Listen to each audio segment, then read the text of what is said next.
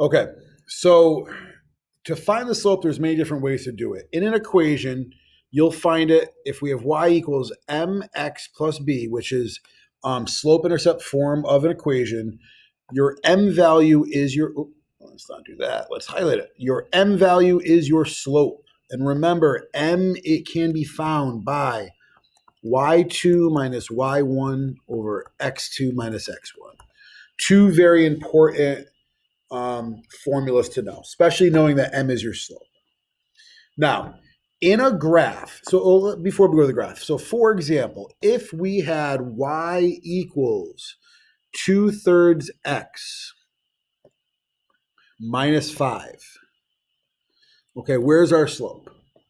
Our slope is going to be 2/3. It's the number, the coefficient on the x. All right, moving forward now.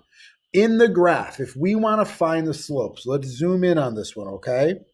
If we want to find the slope, pick any of these 2 points, okay? It doesn't matter which ones, okay? Look at all these points we could pick. We only need 2. And from the graph, what you do is from any of them, you want to find out how much do I go down and over. In this situation, I went down 2 and then over 1, 2, 3, 4, meaning my slope would be m equals 1/2. Well, what if I picked the upper left and the bottom right? Would I get the same answer? Well, let's find out. Okay, what we would do is we draw our shape over. And how much did I go down? I went down 1, 2, 3, 4, 5, 6, 7, 8. Oh, and I made a mistake. This is negative. So negative 1/2. Bad teacher. And I went over how many? 1, 2, 3, 4, 5, 6, 7, 8, 9, 10, 11, 12, 13, 14, 15, 16. So I could say that my slope is negative 8/16, which when simplified still gives me negative 1/2.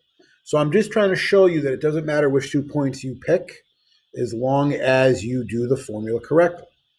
So let's look at another one. Okay, let's look at another graph. I want to pick any 2 points that are directly on the corners of the grid. And in this one, I'm going to go up 1, 2, 3, 4, and over 1. So here my slope would be m equals 4/1. All right, let's try verbally now. So it says Bob has 40 Skittles. He eats 5 Skittles every 3 minutes. So here, his rate of change is going to be the amount of Skittles eaten per minute. So let's think about it. He eats 5 Skittles every 3 minutes. So his rate of change would be 5 Skittles over 3 minutes. And the last one, Sarah runs 3 miles every 24 minutes. She already has 5 miles. So let's think about this. Our rate of change for this one is going to be miles over minutes. And we see that she can run 3 miles over 24 minutes for a simplified slope of 1/8.